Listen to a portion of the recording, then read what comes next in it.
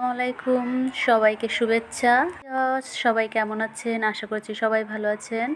আপনাদের জন্য আজকের ভিডিও খুবই ইম্পর্ট্যান্ট, না দেখলে মিস করবেন। আজ আমি আপনাদের দেখাবো কিভাবে আপনারা ভুরু প্লাক করে এলোমেলো ভুরু সুন্দর একটা শেপ তৈরি করা যায়। তো বন্ধুরা দেখুন, আমি যেভাবে সুতা দিয়ে ভুরু প্লাক করছি তা থেকে বোঝা যাচ্ছে যে খুব সুন্দর একটা শেপ তৈরি হচ্ছে। আসলে আমরা যখন পার্লারে যাই তখন কিন্তু ভুরু প্লাক করার সময় আমাদের ভুরু সাইড থেকে কেটে কেটে যায়। তো এমনভাবে প্লাক করতে হবে যাতে চামড়া কেটে না যায়।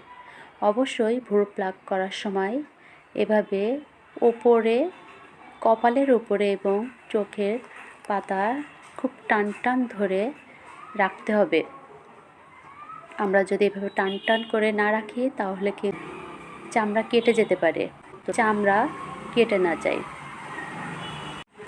আর প্লাক করার সময় অবশ্যই লক্ষ্য রাখবেন খুব দ্রুত সুতার ভিতরে অনেক ভুরু নিয়ে যাতে আমরা টানটা না দেই। ভুরু অল্প অল্প নিয়ে সুতার ভিতরে তুলে নেই। আপনারা দেখতে পাচ্ছেন যে এলোমেলো ভুরুটি কি সুন্দর একটা শেপ তৈরি হয়েছে। সেজন্য যাদের ভুরু প্লাক করবেন তাদের মুখের ফেস অনুযায়ী আপনারা প্লাক করবেন। এভাবে আস্তে আস্তে প্লাক করার পরে আপনি বেলুন দিয়ে মাসাজ করে দেবেন যাতে ক্লায়েন্টের কোনো রকমের সমস্যা না, খুলে যাবে না, জ্বালা যন্ত্রণা একটু কম থাকবে।